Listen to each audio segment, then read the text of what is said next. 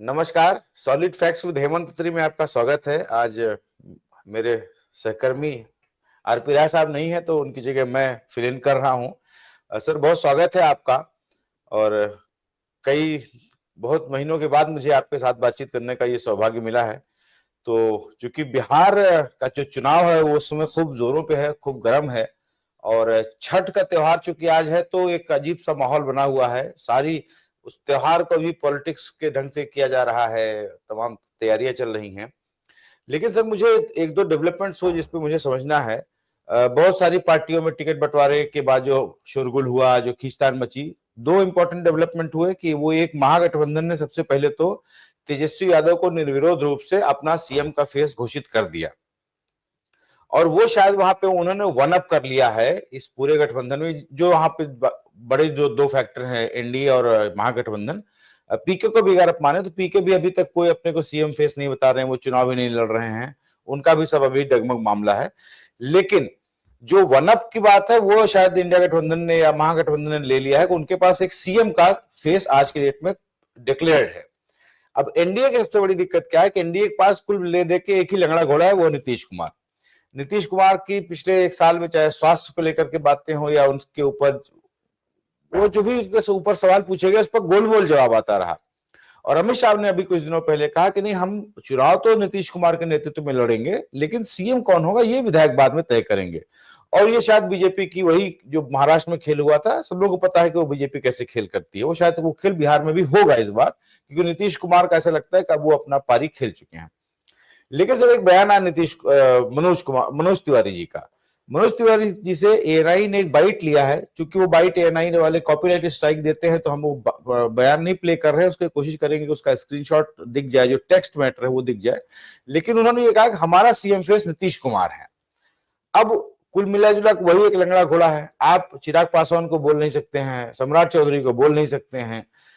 ये सर, क्या ये अमित शाह से खिलाफत या बगावत टाइप की चीज नहीं मानी जाएगी कि अगर अमित शाह कह रहे हैं कि नहीं हम चुनाव के बाद तय करेंगे, और मनोज तिवारी ये कह रहे हैं कि नहीं हमारा सीएम फेस तो जो है वो नीतीश कुमार है। ये सर जो विरोधाभास चल रहा है बीजेपी और एनडीए में, ये क्या इसमें अंदर की खबरें हैं, ये सर हमें ये जरा समझाइए। गणेश जी नमस्कार, आपको, सारे दर्शक साथियों को भी, और सभी दर्शकों को छठ मैया की जो छठ पूजा का जो त्योहार है उसकी बहुत बहुत बधाई और शुभकामनाएं। आज सारा उनका मेन इवेंट उसका आज है कार्यक्रम का।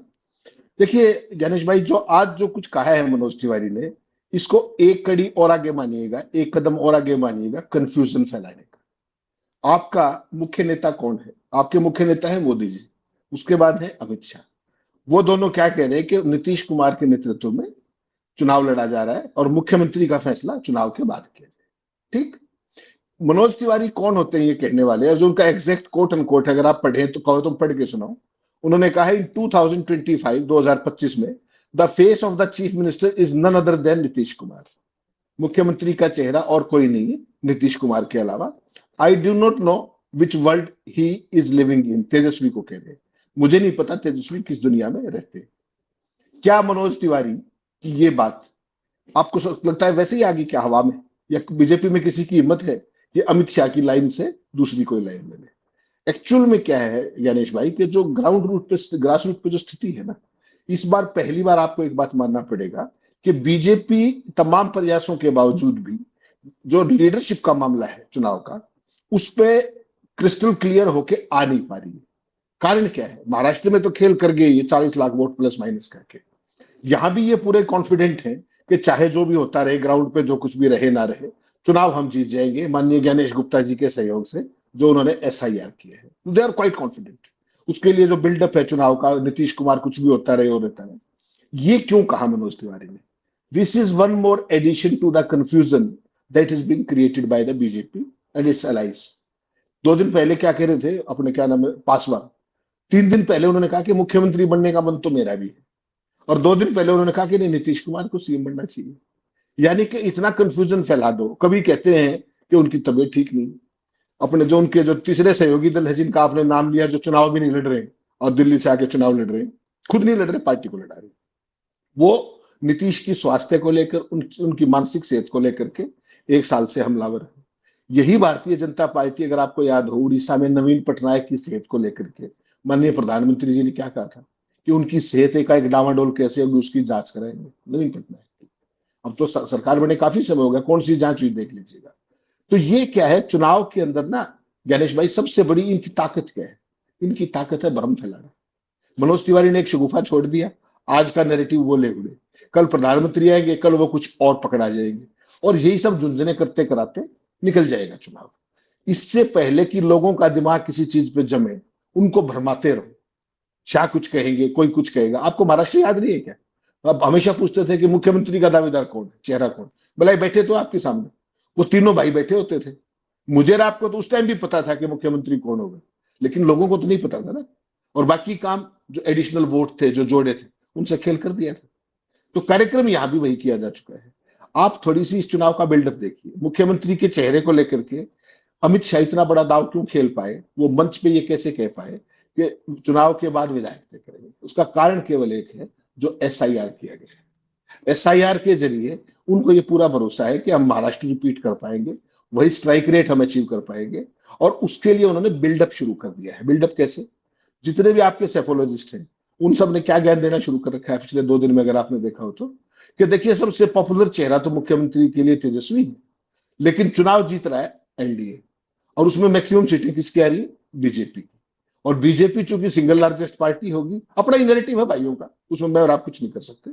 तो वो नैरेटिव बनाना शुरू कर दिया, और ये वही लोग हैं पोमेरियन, जो चुनाव का बिल्डअप करने के लिए ऊपर मुंह उठा करके इस तरह का माहौल बनाते हैं। वो सारे जुटे पड़े अपने काम में। लेकिन ग्रास रूट की अगर आप स्थिति देखेंगे, तो वास्तव में आपको एक बात मानना पड़ेगा कि अब तक, जबकि चुनाव का अभी फर्स्ट हाफ ही कैंपेनिंग का हुआ है, कल प्रियंका आ रही है, परसों राहुल गांधी आएंगे, पूरा मोमेंटम अभी बनना है, लेकिन जिस तरीके से तेजस्वी ने चुनाव लड़ा है, उस तरीके से भाजपा इस बार उस तरह का काउंटर नैरेटिव नहीं दे पा रही है। यह हकीकत है। उसका कारण सिंपल क्या है? उसकी सुई एक ही बात पे अटक गई है कि मुख्यमंत्री का चेहरा कौन है। नीतीश को ना वो कह सकते हैं और ना उनका नाम उगल सकते हैं। तो ऐसे में अटक गया है नाम, कि मुख्यमंत्री का नाम पहले बताए तो फंसे, बाद में बताए तो फंसे। क्योंकि नीतीश के नाम पे जो उनकी शारीरिक सेहत है इस समय, और जो मानसिक तौर पे उनकी जो चीजें देखते हो आप मंचों के ऊपर, वो कोई बहुत उत्साहवर्धक नहीं है उनके पार्टी वर्कर्स के लिए। जिस तरीके से वो किसी को मारा डालने चल पड़ते हैं, उनकी पार्टी का अगर राज्यसभा सांसद उनका हाथ पकड़ लेता है, नीतीश जी उससे हाथ छिटक के कहते हैं कैसा आदमी है। तो ये जो सारी ऑप्टिक्स है, नीतीश कुमार की इस पूरी वीकनेस को अमित शाह भी समझ रहे हैं, मोदी भी समझ रहे हैं। लेकिन दिक्कत फिर वही आती है, तुम्हें कोई और नहीं और हमें कोई ठौर नहीं। नीतीश के बिना गुजारा भी नहीं है, और उसको दिखाना भी नहीं चाहते। तो इस धर्म संकट में भाजपा खड़ी हुई है इस तरीके से। इसीलिए मनोज तिवारी को आगे ला करके कंफ्यूजन क्रिएट करने की एक और ये कोशिश आप देख सकते हैं, जो आज सारी मनोज तिवारी ने की है। जी सर, एक जरा मुझे महागठबंधन पक्ष की भी एक बात समझनी है कि चूंकि भाजपा वाले भाई एक नैरेटिव बनाने में बहुत ही माहिर लोग हैं, तो उन्होंने अब एक गढ़ना शुरू कर दिया कि राहुल गांधी कहाँ गायब है, राहुल गांधी बिहार क्यों नहीं आ रहे हैं, बिहार क्यों नहीं आ रहे हैं। राहुल गांधी जी के साथ भी एक समस्या है कि वो कभी कभी थोड़ा कैजुअली बिहेव कर देते हैं, बीच बीच में कभी विदेश यात्राएं करने लग जाते हैं, चलते चुनाव में ही वो कहीं हो सकता है चले जाते हो। तो एक वो इनके ऊपर एक आरोप लगता है कि कुछ चीजों को वो कैजुअली लेते हैं। लेकिन अब जैसी खबर आ रही है कि कल प्रियंका गांधी जा रही है बिहार, परसों राहुल गांधी भी पहुंच रहे हैं। लेकिन शायद एक ऐसी मुझे लग रहा है कि ये स्ट्रेटजी के तहत वो कर रहे हैं कि जब एक बार राहुल उनको तेजस्वी यादव को उन्होंने दूल्हा घोषित कर दिया है, तो वहां पे अब और उनकी एक अपील भी है तेजस्वी यादव की वहां पे, कि युवाओं में एक अपील है, जो खबरें आ रही हैं कि थोड़ा वहां पे चूंकि फेस डिक्लेयर हो जाने के बाद एक आदमी की नई अपनी उसकी बढ़ जाती है इज्जत। और शायद मुझे लगता है कि इस वजह से छोड़ा गया है क्योंकि राहुल गांधी जब भी पहुंचते हैं, और अगर राहुल गांधी इस टाइप का कोई बड़ा कार्यक्रम रखें कि 1 हफ्ते में रुक जाऊं या 10 दिन रुक जाऊं, कोई यात्रा कर दूं, तो उससे शायद उसकी उनका कद छोटा होता है तेजस्वी यादव का। क्योंकि भाई राहुल गांधी विपक्ष के नेता है, नेता प्रतिपक्ष हैं, नेशनल मीडिया में उनकी ज्यादा खबरें आती हैं, तो शायद मुझे लगता है कि उनका कद वहां पे ज्यादा बड़ा दिखने लग गया था और तेजस्वी का कद छोटा दिखने लग गया था। तो शायद इस स्ट्रेटजी के तहत वो अपने अपने दौरे कुछ कम कर रहे हैं। लेकिन ये जो बीजेपी कंफ्यूजन कर रही है कि कहां है राहुल गांधी, कहां है राहुल गांधी, लेकिन अब तो जा रहे हैं वहां पे, राहुल गांधी भी जा रहे हैं, प्रियंका गांधी भी जा रही हैं, और तेजस्वी यादव वहां पे। और तेजस्वी यादव ने प्रचार का जो एक स्टाइल अपनाया है कि वो नरेंद्र मोदी के पुराने जो बयानों को लेकर सुना रहे हैं, जो बातें कर रहे हैं। और वहीं जब मोदी जी जा रहे हैं तो मोदी जी कि क्या उनका क्या लॉजिक है कि मतलब मोबाइल की लाइट जलाइए दिन में, और अगर मोबाइल की लाइट है तो आपको लालटेन क्यों चाहिए। शायद मोदी के पास अब इस टाइप की ही बातें रह गई हैं। लेकिन तेजस्वी पे सर मैं आपका बयान चाहूंगा, तेजस्वी का कद आपको लगता है कि निर्विरोध रूप से सबसे बड़ा है, और राहुल गांधी इसलिए बैक सीट पे आ गए हैं कि अब मैं कम जाऊंगा और तेजस्वी को आगे किया जाए? ज्ञानेश भाई, बड़ा अच्छा सवाल है आपका। देखिए, एक चीज आपको माननी पड़ेगी कि ज्ञान आज की तारीख में तेजस्वी का कद क्यों बढ़ा है। तेजस्वी का कद इसलिए बढ़ा है कि उनके सामने कोई अभी नहीं खड़ा है। उनके सामने कोई है ही नहीं। आप चुनाव बिहार का लड़ रहे हो, तेजस्वी बनाम मोदी नहीं हो सकता, तेजस्वी बनाम अमित शाह नहीं हो सकता। वो कितना ही कुछ करते रहे वहां पर, उससे बड़ा फर्क नहीं पड़ेगा। मोदी चाहे कितना ही कैसे भाषण दे ले, कोई भी वहां से हवाई अड्डे बना दे, दिल्ली की 2500 रुपए में यात्रा करा दे, कोई बहुत फर्क नहीं पड़ता उस बात से। असली चीज क्या है कि जो मैदान आपने जैसा शब्द प्रयोग किया कि वहां पर महागठबंधन का दूल्हा है तेजस्वी यादव, वो अकेले ही मैदान में वो घुमा रहा है। नीतीश कुमार की सेहत का सबको अंदाजा है। और नीतीश कुमार किसके मुख्य मौजूदा दौर में तो मुख्यमंत्री है वो, लेकिन अगली बार मुख्यमंत्री होंगे या नहीं, इसमें सबसे ज्यादा संशय उन्हीं के वर्कर्स को है। उन्हीं के वर्कर्स को। और सबसे ज्यादा पूछेंगे तो नीतीश कुमार के बेटे को है। नीतीश कुमार के बेटे तो आपको पता 3 महीने पहले सार्वजनिक तौर पर कह चुके हैं कि बाबा को सीएम का पद दावेदार घोषित करना चाहिए तत्काल, जो कि नहीं किया गया। तो तेजस्वी आज की तारीख में आप मानिए कि दंगल के दौरान इकलौते पहलवान है जो अपना वो घुमा रहे हैं जो है। लेकिन सामने जो है राहुल गांधी क्यों नहीं आ रही, ये भाजपा की समस्या थोड़ी है। भाजपा को तो खुश होना चाहिए कि वो जब तक ना आए तो अच्छा ही है। वो आए तो समस्या बीजेपी को, ना आए तो समस्या। तो राहुल गांधी बेसिकली, ज्ञानेश भाई, क्या है कि इनकी दुखती रग है, आज से नहीं कभी से। उनको पप्पू घोषित करने पे इन्होंने कितने हजार करोड़ रुपया लगाया है। अगर इसकी कोई सीएजी जांच हो जाए तो सारा देश अचंबा बांध जाएगा कि ये हुआ कैसे।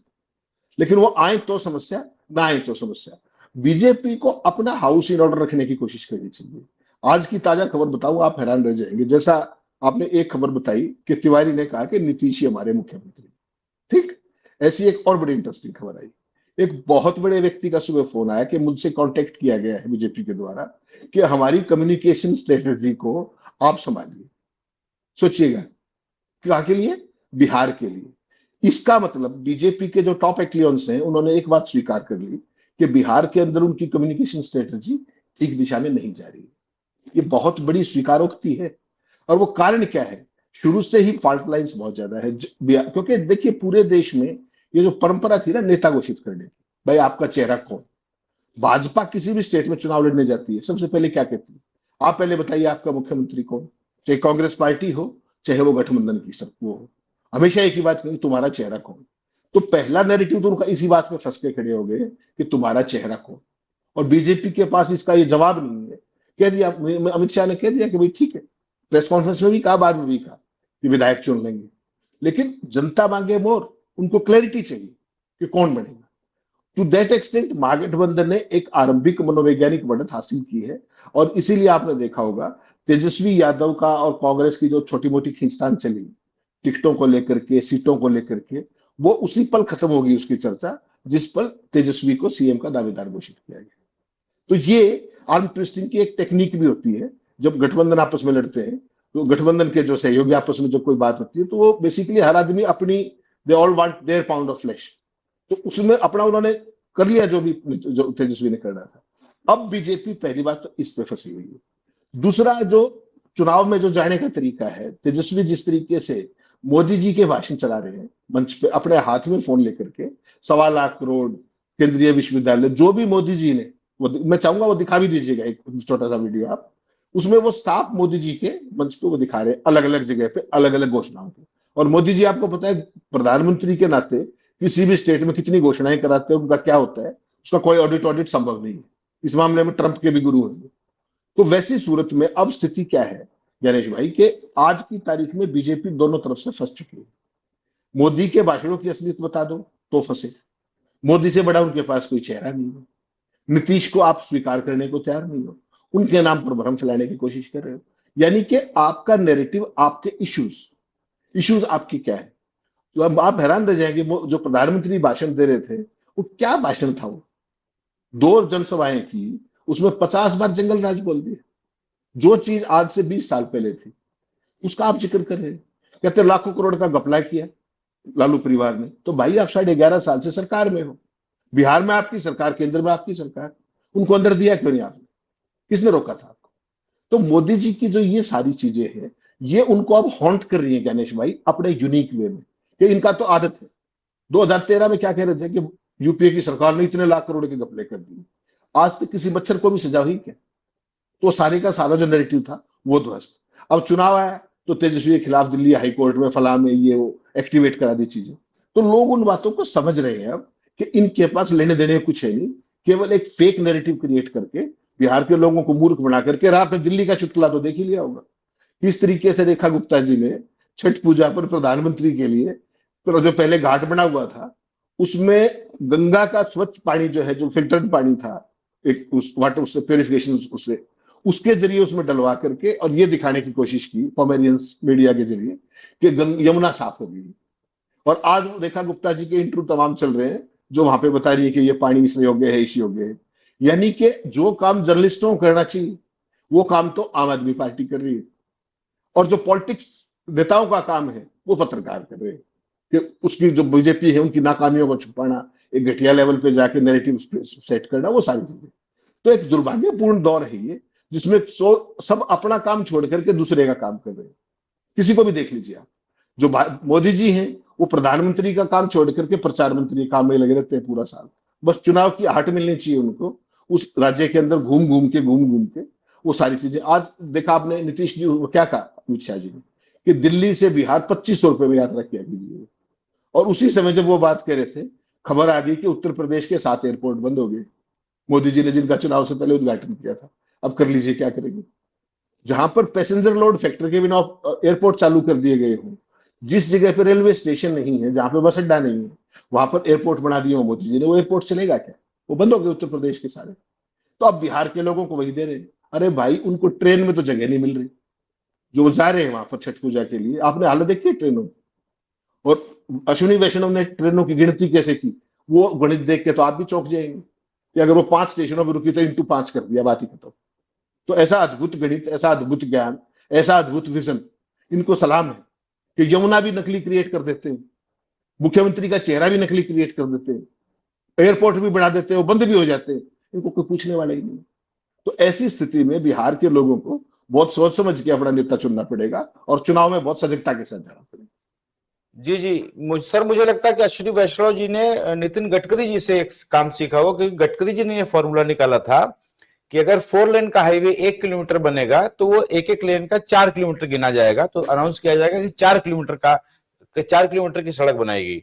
तो शायद इस वजह से भी वो कर रहे होंगे कि जितने फेरे लगाएगी, जितने स्टेशन रुकेगी, उसको करके 300 ट्रेनें अगर चलेंगी तो उसको 12,000 तक उसकी संख्या पहुंचा दी है। लेकिन सर मुझे एक और चीज है, बिहार में एक और फैक्टर है, कोई माने ना माने, वो है प्रशांत किशोर। प्रशांत किशोर ने ग्राउंड पे जितना हल्ला मचा रखा है उससे ज्यादा मीडिया में हल्ला मचा रखा है। तो एक तो सर आपसे मैं जानना चाहूंगा कि ये जो चूंकि मीडिया एक कंट्रोल्ड मीडिया है हमारा, जो मेन स्ट्रीम मीडिया या टीवी मीडिया कहा जाता है, तो वो विपक्ष या महागठबंधन की तो शायद बहुत इंटरव्यूज या बहुत सारी कवरेज नहीं कर सकता है। बीजेपी के पास, चूंकि बीजेपी और एनडीए सत्ता में है, तो सवाल उनसे कड़वे पूछे जा सकते हैं, बहुत कुछ शायद उनके पास कहने को भी नहीं होगा। तो उन्होंने शायद अपनी इस कंट्रोल मीडिया को डाइवर्ट किया कि एक इस नए आदमी को लाइमलाइट में लाओ, जिससे कि लगे कि चुनाव कुछ त्रिकोणीय हो रहा है। एक सवाल। दूसरा सर, लोग कहते हैं प्रशांत किशोर बीजेपी के बी टीम है। मैं बिल्कुल नहीं मानता हूं कि कोई किसी की बी टीम होता है। सबको इस लोकतंत्र में चुनाव लड़ने का अधिकार है, अपनी पार्टी बनाने का अधिकार है, अपनी बात रखने का अधिकार है। जनता डिसाइड करेगी कि किसकी बात उसको समझ में आती है और किसको वो वोट देना चाहती है। लेकिन जब ये कहा जाता है कि प्रशांत किशोर को इसलिए प्लांट किया है बीजेपी ने, या पीछे से उसको सपोर्ट इसलिए दिया जा रहा हो, जो भी पैसे से लेकर के जो संसाधनों का सपोर्ट हो, कि जो नीतीश कुमार का या एनडीए का जो एंटी इनकम्बेंसी वोट है वो प्रशांत किशोर की वोट डाइवर्ट हो जाएगा और महागठबंधन में नहीं जाएगा। लेकिन सर मुझे ये समझ में नहीं आता कि अगर वो वोट एंटी इनकम्बेंसी का वो कटे और महागठबंधन अपना वोट बैंक को इंटैक्ट कर लेता है, जो उसका वोट परसेंटेज है, अगर वो उसको इंटैक्ट रखता है और एनडीए से वोट करता है, वो चाहे प्रशांत किशोर के पास जाए चाहे महागठबंधन में जाए, तो फाइनली अल्टीमेटली लॉस तो है ना महागठबंधन का और बीजेपी, सॉरी एनडीए और बीजेपी का।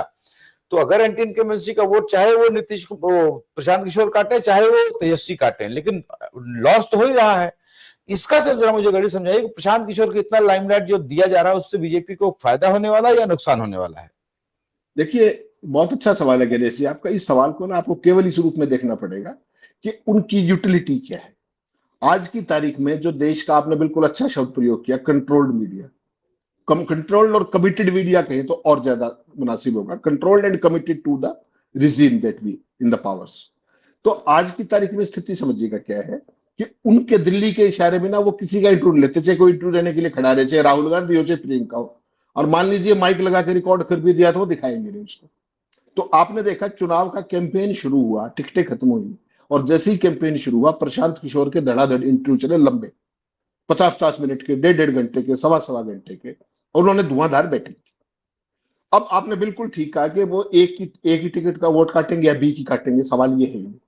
सवाल ये है कि कोई भी व्यक्ति केवल एक की टिकट वोट नहीं काट सकता, अगर वो किसी लायक इफेक्टिव ग्राउंड पे है तो वो थोड़ा सा नुकसान आपको भी कर सकता है, ये हमेशा ही होता है।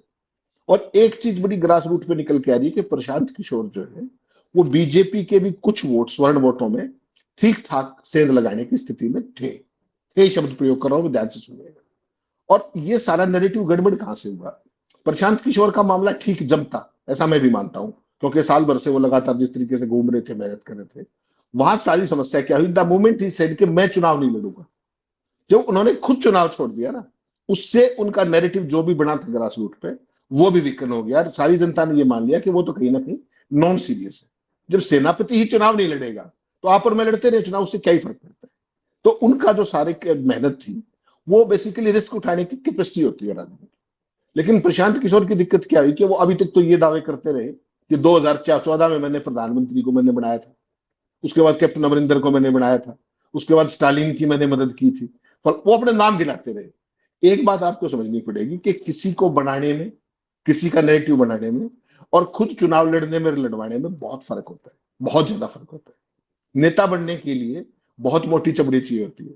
जो प्रशांत किशोर तो एक इंटरव्यू में देखा आपने कैसे एबीपी के इंटरव्यू में धक्के भाग गए छोड़ के, क्यों? कोई नेता नहीं भागता। उस तरह की हरकत केवल मोदी जी ही बर्दाश्त कर सकते हैं, ये दोस्ती बनी रहे टाइप का।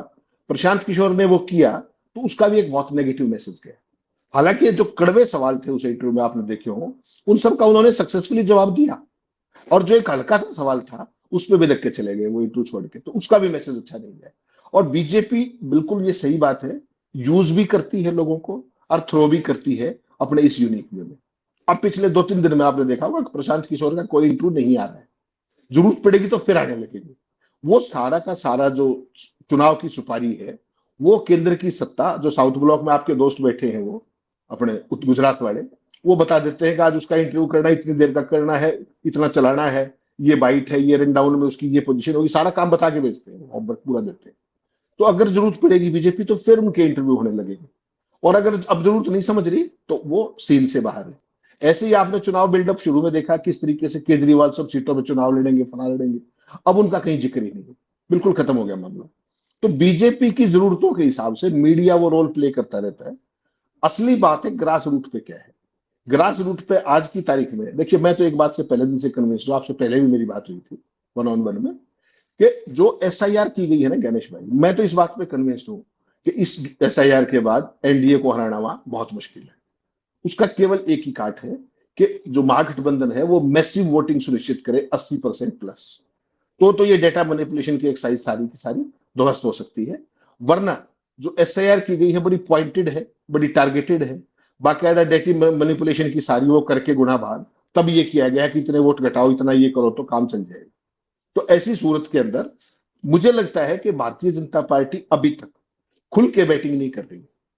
जिस तरीके से मनोज तिवारी ने आज ये कहा कि नीतीश कुमार के अलावा कोई नहीं है, आपको दिखता नहीं क्या, इसका मतलब बड़ा साफ है कि बीजेपी में भी कहीं ना कहीं वो कोशिश तो कर रही है कंफ्यूजन फैलाने की ग्रास रूट पे, लेकिन हकीकत मुझे लगता है कि कैंपेन स्ट्रेटजी में पहली बार कहीं ना कहीं कंफ्यूजन है बीजेपी में, फ्रॉम टॉप टू बॉटम, और यही अब तक की सबसे बड़ी दिक्कत मुझे दिखाई दे रही है पूरे कैंपेन। जी, एक से बस आखिरी सवाल है, और आखिरी सवाल मैं एक सीमांचल स्पेसिफिक पूछना चाहता हूं, उसमें ही बात AIMIM की हो जाएगी, जो कि एक और फैक्टर है। सीमांचल के एक बड़े नेता है पप्पू यादव। पप्पू यादव को 2024 के लोकसभा चुनाव में संभव टिकट नहीं हो पाया कांग्रेस से, लेकिन वो निर्दलीय लड़के भी जीते और उन्होंने अपनी यूटिलिटी को प्रूव किया है।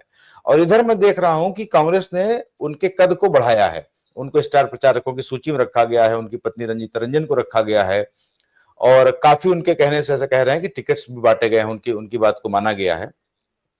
AIMIM एक सीमांचल में एक फैक्टर है। पिछली बार वो लोग 4 सीटें जीते थे, उस 4 जिले में शायद 23 सीटें आती हैं विधानसभा की, उसमें से 4 सीटें जीती थी, जो कि हालांकि भाग गए सब उनके विधायक आरजेडी में। लेकिन इस बार शुरुआत में ये था ओवैसी साहब का कि नहीं, हम भी गठबंधन महागठबंधन में आए, लेकिन महागठबंधन शायद चाहता नहीं कि वो आए हमारे साथ, नहीं तो पोलराइजेशन का ज्यादा खतरा रहता है। लेकिन वहां थोड़ा एमआईएम को मामला ठंडा है, वो वहां भी कुछ क्लियर नहीं हो पा रहा है कि एमआईएम क्या करेगी, ओवैसी साहब का क्या मन है। लेकिन मोटा मोटी मुझे ऐसा लगता है कि वहां का मुसलमान डिसाइड करेगा कि उसको महागठबंधन के साथ ही रहना है, उसके पास और कोई ऑप्शन है नहीं। इस पे सर आपका जरा चाहूंगा कि पप्पू यादव का रोल, ओवैसी साहब का रोल और सीमांचल की गणित पे। देखिए, इसमें ज्ञानेश भाई सबसे बड़ी प्रॉब्लम क्या है कि जो तेजस्वी यादव है ना, वो एक रीजनल पार्टी से आते हैं, और कांग्रेस पार्टी चाहे कन्हैया कुमार हो चाहे पप्पू यादव हो, वो कितने ही बड़े फेसेस हो अपने उसमें डोमेन में, वोट के हिसाब से नहीं, अदरवाइज पप्पू यादव तो देखिए एक नेता के तौर पर उन्होंने अपने क्रेडेंशियल्स एस्टेब्लिश किए, इसमें तो कोई शक है ही, विपरीत से विपरीत परिस्थितियों में। अच्छा, सही मायनों में माने आप, इस जो गठबंधन में जो था, महागठबंधन में जो झगड़ा चल रहा था तेजस्वी का, राहुल का, ये वो राहुल गांधी के सच्चे हनुमान के तौर पर खड़े थे वहां, कोई माने या चाहे ना माने कि राहुल के नेतृत्व में चुनाव, ये चुनाव बड़ा चेहरा वही है, जो भी कहना होता है उन्होंने कहा अपने अंदाज में। आपने देखा होगा पूरे चुनाव में कन्हैया कुमार को बीजेपी सब जगह स्टार प्रचारक बनाती है, कांग्रेस, लेकिन यहां कन्हैया कुमार को आरजेडी बियॉन्ड ए पॉइंट टॉलरेट नहीं करती है। और वैसी स्थिति पप्पू यादव की भी कमोबेश यही रहेगी, क्योंकि तेजस्वी अपने मुकाबले में किसी को क्यों चाहे। और पप्पू यादव ये बहुत बार इंटरव्यूज में कह भी चुके हैं कि मैं जिस तरीके से लालू परिवार के करीब था, ये था वो था, फिर जिस तरीके से वहां से विदाई हुई, एक पक्ष वो है। तो वो इंटरनल कंट्राडिक्शन हर पार्टी में होती है कि भाई रीजनल पार्टी का नेता दूसरी पार्टी के नेता को अपने से बड़ा कैसे मानेगा और क्यों मानेगा। भाई उनके पास लिगेसी है लालू यादव की, तो वो अपने सामने किसी भी ऐसे आदमी को चाहेंगे ही नहीं। आपने की ओवैसी साहब की बात, ओवैसी साहब का एक रोल आपको हमेशा देखना पड़ेगा। आपने बिल्कुल ठीक कहा कि महागठबंधन की प्रॉब्लम यह है कि अगर उनको साथ लेते तो रिवर्स पोलराइजेशन का खतरा बहुत जबरदस्त है उधर, और उस काम की बीजेपी चैंपियन है। तो इस बार वो काम तो उन्होंने समझदारी से कर लिया। लेकिन ये भी बात मानेंगे कि बिहार हो, सीमांचल का हो, कोई एरिया जहां भी है, पहली बात तो आप देखें एसआईआर में बड़े पैमाने पर जो वोट थे माइनॉरिटीज के, उनका हिसाब किताब कर दिया गया है, जहां तक सूचना है, बड़े पैमाने पर। वो कभी वक्त आएगा तो समय सारी चीजें सामने भी आएंगी, कितनी माइनॉरिटी वोट इधर उधर की गई, वो पता लग जाएगा कभी जब स्टडी होगी। अब स्थिति क्या है कि पिछली बार सारी स्थिति यही होते हुए, चुनाव कमोबेश यही था, यही परिस्थितियां थी, नेक टू नेक सारा मुकाबला था, उसके बावजूद भी सीमांचल में 4 सीट जैसा आपने बताया वो ले उड़े थे। और कहीं ना कहीं आरजेडी को वही सीटें सबसे ज्यादा महंगी पड़ी, क्योंकि बहुत नैरो मार्जिन का चुनाव था। उसी के कारण आरजेडी, अगर आरजेडी लड़ रही होती तो बात कुछ और होती, लेकिन फिर वही बात है, उसका कोई मतलब नहीं है, दैट इज हाइपोथेटिकल सिचुएशन। आज की तारीख में मुझे लगता है कि इस बार का जो चुनाव है वो आमने सामने है, महागठबंधन वर्सेज एनडीए। और एआईएम को देखिए, कट्टरवादी तत्व हर जगह है। एएमएम को ऐसा बैर आप नहीं कह सकते कि वोट नहीं मिलेंगे, ऐसा नहीं मान सकते। एआईएमएम को आप ये कह सकते हैं कि हो सकता है इस बार सीट ना मिले। क्यों? क्योंकि आमने सामने की लड़ाई है, और उनकी जो भूमिका है कमोबेश वो वोट कटवा की रह जाएगी। वोट कितनी मिलेंगी उनको, वो सीमांचल में एक बैलेंसिंग फैक्टर हो सकता है, डिसाइसिव फैक्टर शायद ना हो, क्योंकि मुकाबला आमने सामने का है। जी, तो आज के लिए सर इतना ही। और आरपी राय साहब चूंकि छठ मनाने ही गए हैं और वो पूरी उत्तर प्रदेश से आते हैं, तो छठ हमारे यहाँ एक बड़ा त्योहार माना जाता है। और चूंकि जब तक वो नहीं है तब तक मुझे हेमंत अत्री सर से बात करने का सौभाग्य मिलता रहेगा, तो अगले 1-2 दिन तक मैं जरा सर के सानिध्य में रहूंगा।